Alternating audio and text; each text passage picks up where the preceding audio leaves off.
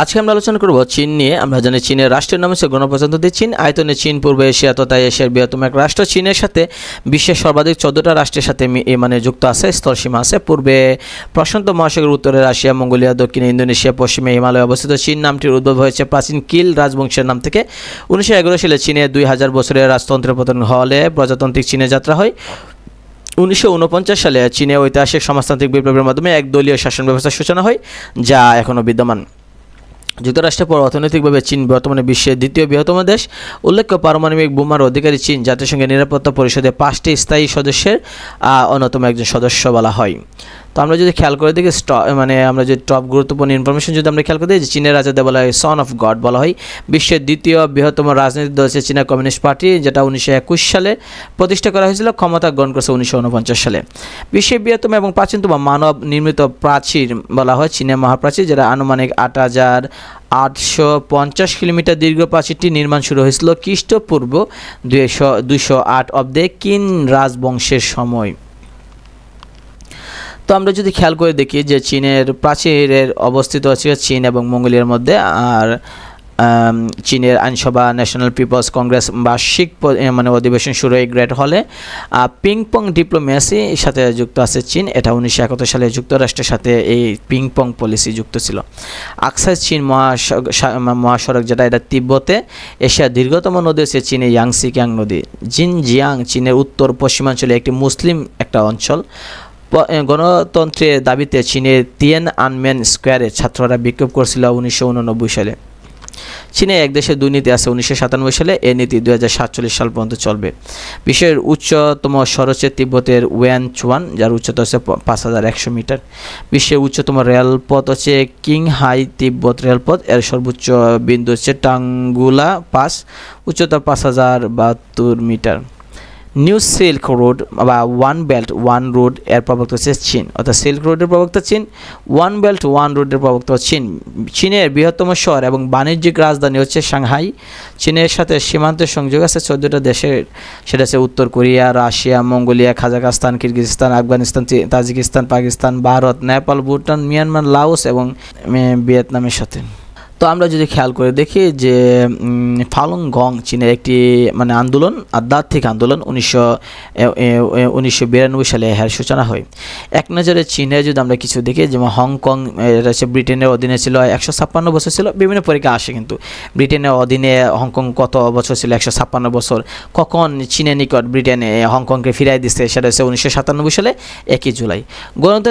গণতন্ত্রের জন্য ছাতা বিপ্লব আবার হয়েছিল, হংকংয়ে হয়েছিল। বিশ্বে হংকং পরিচিত পায় ফ্রি পোর্ট, মুক্ত বন্দর হিসেবে। রাজধানীর নাম হচ্ছে ভিক্টোরিয়া। চীনের এক দেশে দুর্নীতি প্রযোজ্য আছে হংকংয়ের অর্থনীতি সচল করার জন্য। বর্তমান পরিচয় হচ্ছে চীনের একটি বিশেষ প্রশাসনিক অঞ্চল। প্রথম আফিম যুদ্ধ সংঘটিত হয়েছিল ব্রিটেন এবং চীনের মধ্যে 1839 থেকে 42 সালের মধ্যে। এই যুদ্ধের ফলে হংকং ব্রিটিশ কলোনিতে পরিণত হয়েছিল। নানকিং চুক্তি স্বাক্ষরিত হয়েছিল 1842 সালে। সাম্প্রতিক সময়ে হংকং এর সরকার বিরোধী বিক্ষোভ দেখা যায় বন্দি প্রত্যর্পণ বিল নিয়ে। বিশ্বের যে অঞ্চলে মানুষের গড় আয়ু বেশি সেটা হচ্ছে হংকং। ম্যাকাও এশিয়ার সবচেয়ে মহাদেশের ইউরোপের সবচেয়ে প্রাচীন এবং সর্বশেষ উপনিবেশ হচ্ছে ম্যাকাও। ম্যাকাও পূর্বে ছিল পর্তুগালের আন্ডারে ছিল। ম্যাকাও পর্তুগালের আন্ডারে ছিল 442 বছর ছিল, যা 1557 থেকে 1999 সাল পর্যন্ত পর্তুগালে ছিল। ম্যাকাওকে চীনের নিকট হস্তান্তর করে দেয় 1999 সালে 20 ডিসেম্বর। ম্যাকাও এর বর্তমান পরিচয় হচ্ছে চীনের একটা প্রশাসনিক অঞ্চল। তিব্বত নিয়ে যদি আমরা আলোচনা করি, তিব্বতের রাজধানীর নাম হচ্ছে লাসা। ফুডালা প্রাসাদ অবস্থিত তিব্বতে। দালাই লামা নোবেল শান্তি পুরস্কার লাভ করেন 1989 সালে। তিব্বতের সর্বোচ্চ পর্বত হচ্ছে ছুমু লাংমা, যেটা মাউন্ট এভারেস্ট বলা হয় তাদের। আচ্ছা, মাউন্ট এভারেস্ট। আমরা যদি এদিকে দেখি যে আধুনিক চীনে যত বিপ্লব হয়েছিল, তাহলে চীনের প্রজাতান্ত্রিক বিপ্লব হয়েছিল 1911 সালে। নেতৃত্ব দেন আধুনিক চীনের জনক শান ইয়াতসেন। ফলাফল চীনের 2000 বছরের রাজতন্ত্রের পতন ঘটে যায়। প্রজাতান্ত্রিক চীনে যাত্রা শুরু হয়। ডক্টর শান ইয়াতসেন চীনের প্রথম প্রেসিডেন্ট হন। চীনের সমাজতান্ত্রিক বিপ্লব হয়েছিল 1949 সালে। নেতৃত্ব দেন গণচীনের প্রতিষ্ঠাতা চেয়ারম্যান মাও সেতুং। ফলাফল চীনের জাতীয়তাবাদী সরকারের পতন ঘটে। মাও সেতুং এর নেতৃত্বে চীনে কমিউনিস্ট শাসন প্রতিষ্ঠিত হয়। চীনের জাতীয়তাবাদী সরকার তাইওয়ানে আশ্রয় গ্রহণ করছিল তখন। চীনের সাংস্কৃতিক বিপ্লব হয় 1966 থেকে 76, নেতৃত্ব দেন চেয়ারম্যান মাও সেতুং। ফলাফল এই বিপ্লবের ফলে চীনের অভ্যন্তরে বিশৃঙ্খলা দেখা দেয়, রাজনৈতিক অস্থিরতা, দেশের অর্থনীতি বিপর্যস্ত হয়ে পড়ে, বিপ্লবে ঘাত প্রতিঘাতে লক্ষ লক্ষ মানুষের মৃত্যু ঘটে। তো টপ ইনফরমেশন থেকে যে ফ্যাক্টরি অফ দ্য ওয়ার্ল্ড বলা হয় চীনকে, কারণ তাদের দেশে ফ্যাক্টরির অভাব নাই। পূর্ব নাম ছিল চীনের পূর্ব নাম ছিল ক্যাতে তিয়ান আনম্যান স্কোয়ার, বেজিংয়ে চীনে অবস্থিত। উইগুর আমরা জানি যে জিনজিয়াং অঞ্চলে একটা মুসলিম একটা অঞ্চল। কনফুসিয়াস চীনের দার্শনিক, চীনের দুঃখ বলা হয় ওয়াংহো নদী। পিপলস স্কোয়ার বলা হয় সাংহাই চীনে অবস্থান করতেছে। চীনের দানবান্ডা আছে উনান প্রদেশে। তো আমরা যদি তাইওয়ান নিয়ে আলোচনা করি, তাইওয়ান চীনের নিকট স্বাধীনতা হারায় 1971 সালে। প্রজাতন্ত্রী চীন শাসিত এলাকা বলতে বোঝায় তাইওয়ানকে, পূর্বে পরিচিত ছিল ফরমুজা নামে। তো আমরা যদি মঙ্গোলিয়া নিয়ে আলোচনা করি, দূরপ্রাচ্যের বাফার স্টেট হচ্ছে মঙ্গোলিয়া। চেঙ্গিস খান নামটি জড়িত আছে মঙ্গোলিয়ার সাথে। জনসংখ্যা পৃথিবীর সবচেয়ে কম ঘনত্বের দেশ হচ্ছে মঙ্গোলিয়া। উত্তর কোরিয়া নিয়ে আলোচনা যদি করি, প্রতিষ্ঠাতা ও প্রথম প্রেসিডেন্ট কিম ইল সাং। উল্লেখ্য তিনি বিশ্বের সবচেয়ে বেশি সময় শাসন করা প্রেসিডেন্ট। ইয়ং বিয়ং পরমাণু স্থাপনা অবস্থিত উত্তর কোরিয়া। উত্তর কোরিয়া এবং দক্ষিণ কোরিয়া 15 আগস্ট 1945 সালে 38 ডিগ্রি অক্ষরেখায় বিভক্ত হয়েছিল। দক্ষিণ কোরিয়া নিয়ে যদি আমরা আলোচনা করি, যে সরকারের নাম হচ্ছে প্রজাতন্ত্রী কোরিয়া। দক্ষিণ কোরিয়া রাষ্ট্রের উদ্ভব ঘটে 15 আগস্ট 1945 সালে। বিশ্বের প্রাচীন মান মন্দির হচ্ছে দক্ষিণ কোরিয়ায়। দুই কোরিয়ার মধ্যবর্তী গ্রামটির নাম হচ্ছে পানমুনজাম, যেটা হচ্ছে শান্তি পল্লী নামে পরিচিত। সকালবেলা শান্তি বা শান্ত সকালের দেশ বলে খ্যাত হচ্ছে দক্ষিণ কোরিয়া। সানশাই পলিসির দেশ দক্ষিণ কোরিয়া। আর এর প্রবক্তা সাবেক প্রেসিডেন্ট কিম দায় জং দক্ষিণ কোরিয়া ও জাপানকে পৃথক করেছে কোরিয়া প্রণালী। তো আমরা যদি এদিকে খেয়াল করি, জাপান নিয়ে আলোচনা যদি আমরা করি, যে জাপান হচ্ছে জাপান সাগর এবং পূর্ব চীন সাগর জাপানকে এশিয়া মহাদেশের মূল ভূখণ্ড থেকে পৃথক করেছে। রাষ্ট্রের নাম হচ্ছে কিংডম অফ জাপান ও স্থানীয় নাম হচ্ছে নিয়ন বা নিপন। সিন্টু জাপানিদের জাতিগত ধর্ম। আর জাপানের জলবায়ু নাতিশীতোষ্ণ মণ্ডলীয়। তো আমরা যদি খেয়াল করে দেখি যে বিশ্বের বৃহত্তম সাহায্যদাতা আছে জাপান। জাপানে 100তম প্রধানমন্ত্রী হচ্ছে ফুমিও কিশিদা। ভূমিকম্পের দেশ প্রাচ্যে গ্রেট ব্রিটেন জাপানকে বলা হয়।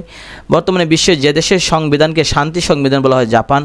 জাপানের বর্তমান ক্ষমতাসীন দল হচ্ছে লিবারেল ডেমোক্রেটিক পার্টি, যেটা জাপানে অবস্থিত এলডিপি বলা হয়। জাপানের বৈদেশিক বাণিজ্য এবং সংস্থার নাম হচ্ছে জাইকা। জাপানের সর্বোচ্চ শৃঙ্গের নাম হচ্ছে ফুজিয়ামা আগ্নেয়গিরি, উচ্চতা হচ্ছে 3776 মিটার। এশিয়া মহাদেশের সর্বপ্রথম পাশ্চাত্য যন্ত্রশিল্পের সূচনা হয় জাপানে। আমরা যদি খেয়াল করে দেখি যে জাপানের প্রধান 4টি দ্বীপ আছে, হনশু, উক্কাইডো, কিউশু, শিকুকু। জাপানের বৃহত্তম দ্বীপ হচ্ছে হনশু। রাজধানী টোকিও কিন্তু এই দ্বীপে অবস্থান করতেছে। জাপানের রাজ সিংহাসনকে বলা হয় ক্রিস্যান্থিয়াম বা চন্দ্রমল্লিকা। জাপানের জাতীয় খেলা হচ্ছে গিয়া সুমু আর জুডু। জাতীয় ফুল হচ্ছে চন্দ্রমল্লিকা। চীনে এক দেশে দুই নীতি চালু হয় 1997 সালে। এই নীতিটি 2047 সাল পর্যন্ত চলবে। দক্ষিণ কোরিয়া এবং জাপানকে পৃথক করেছে কোরিয়া প্রণালী দ্বারা। জাপানের বৈদেশিক বাণিজ্য এবং সাহায্য সংস্থার নাম হচ্ছে জাইকা। আর G7 ভুক্ত যে একমাত্র দেশ সেটা হচ্ছে জাপান। G7-এর ভিতরে আছে একটা সংস্থা G7, এর একটা এই সংস্থার মধ্যে জাপান অন্তর্ভুক্ত। সরকার পদ্ধতি হচ্ছে সাংবিধানিক রাজতন্ত্র। জাপানের রাজতন্ত্র চলতেছে। সম্রাট উপাধি হচ্ছে মিকাডু। বর্তমান সম্রাটের নাম হচ্ছে সম্রাট নারুহিতু, 126তম। সূর্যোদয় দেশ বলা হয় জাপানকে বলা হয়। বিগত সালে বিভিন্ন বিশেষ পরীক্ষা থেকে শুরু করে আপনি পিএসসি সরকারি চাকরি পরীক্ষা থেকে শুরু করে ঢাকা বিশ্ববিদ্যালয়ে ভর্তি পরীক্ষা থেকে শুরু করে জাহাঙ্গীরনগর, রাজশাহী, তারপর আপনি যদি খেয়াল করেন যে চট্টগ্রাম বিশ্ববিদ্যালয় ভর্তি পরীক্ষা, গুচ্ছতে এবং কি নার্সিং ও বিভিন্ন প্রশ্ন এখান থেকে আসছে।